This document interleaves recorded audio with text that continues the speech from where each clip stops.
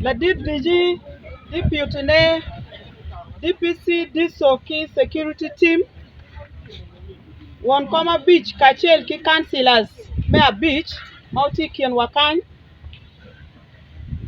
Mego Ko, Kachel ki technical staff, Menuaya, Magiti Kien Wakany, Wigi Kumi Mea Dek, ki councillors, Mamegwa Mea Dek, Lutela Wamogwa ki sub-counties, Mauti Kien Wakany, ki wan luak duchu, Maki Luonwa, Wati Kachokeman.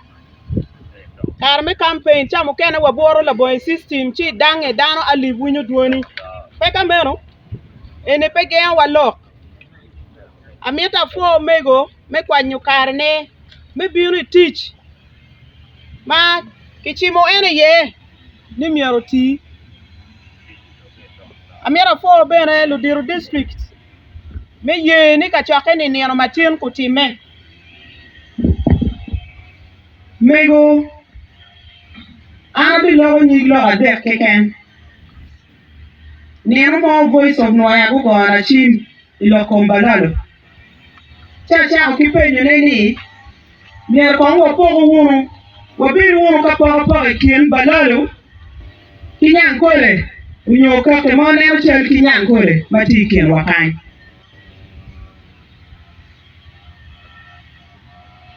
We are poor no locom balalo pia check to quality and wakai.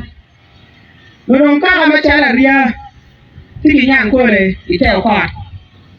Kitika kwayo, diagi, ilongulu sub county, boot pura sub county, kiboot Guarafoyo sub county.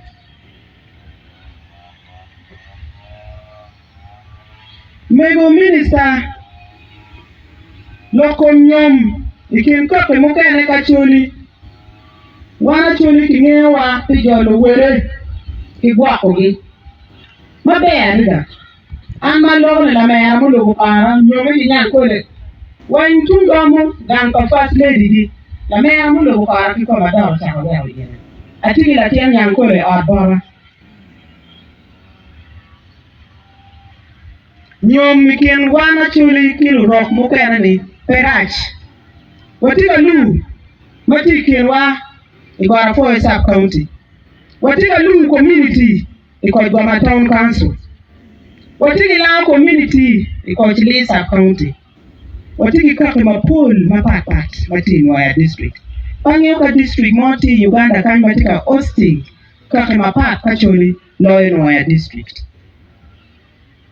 Petit near Mama Wuni, Acholi Nevola Rockmore.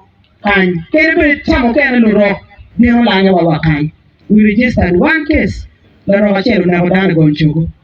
Actually, Papa and Chingy. Pegolo, you come la rock. Kay ye, la Romama take it again, when I will be a pioneer, Tagat and one which you pay. Every one I can actually kill rock, Moka and Magichon and Mamani. Very banana.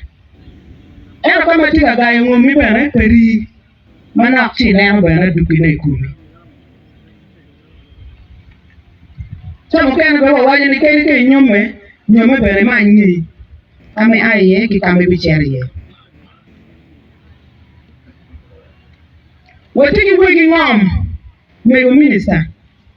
Maka wanwa wachi loke ene kutumpo bitumki te chwakan. Wanje mawa wale ni balalo pa wamani wabara wadawe dogai wakachira chili kama mimi wacho block ni kondo wajale umu pete kwa kanto bitum wa wachiru lungono wachiru Guarafoyo na wachira chili tuwi wangome ki family members gi jone mene bino jomokene kitika tele kingi umego lumego ki umego lutino kilu nyoro gopa Gitie, pomi tumi te chwakan. No chero chui wangome. We uteri kipa game gimi ukere ngom enuni. Kila rock mone mati ngome enuni. Kila jamu kama watika tele loka ngombe kili wana chuli kekemwa. Kubiri ministry na agriculture tika tele ki ngom kikaka meria iteo kwa. Bwana temu ki Kala chira atikwe. Joma Ministry of Agriculture, we are looking at Mokarcha in our One community. medicamente tele me ngom tikenwa wana me kilu mego tele me ngom tikenwa wana chuli kilu ro tele me ngom tikenwa gopa ngala chira dai wa ngome tien wan mo me mi ko ru ki balolu ni tien to ko kare ti chui te chwa kan ku bi chero district ku bi chero ni president ni ami ngoma ki balolu no mi na ti to me ke gang o mi na ni wapika ro ku na mi na ni wapika ro ku ni ucharo ngombe eoni ki mulolo ni uchere nchema neko mimi kila mene no beta ginye yimbe pon ki rumio ki mutongo ni mera je donke on wala no la da pe ki lumi da wa amati loko ne ka da parliament ti ka pe ji pe ka mi ni loko ngombe eni ko bulalo ko nga ba no wen ne wa da nyo chere da ji leje ki NC1 ki NC3 ki woni kweti ki diru sub county land board committee na sub county ngani chero chui wa ngombe kai ngeni mai ngombe ngori mo kai chero ni ki mu lolo lo ti ko mi yin mu lolo me ti wa ga very clear family zumini kai ni wa ngombe karo i wa ngombe jirani lo semegi wano tera pe wa bije giri wa ngombe ni kani mi ngom ki mulolo icho agreement ni mulolo mo be gwa ko dian ti api yiba biyo ja mo ki janga mulolo ti mi eche icha ko iko pinga ni janga mulolo nya gopa iko pinga ni ra yo do ti ma ki ye ni yi ti ngom alu wa ni kusingi kai mi kai nini cho agreement ki mulolo mata ini ankian agreement ne walo tela waki cho blockeo wa miero kunyi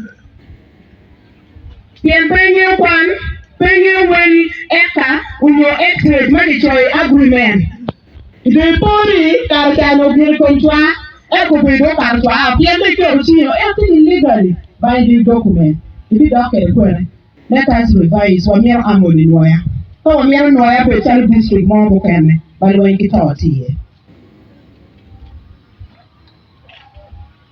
eni loko ngome eni ni politics pe kan wala tika chwana ne yo me politics aleng walo tela makiyerwa ye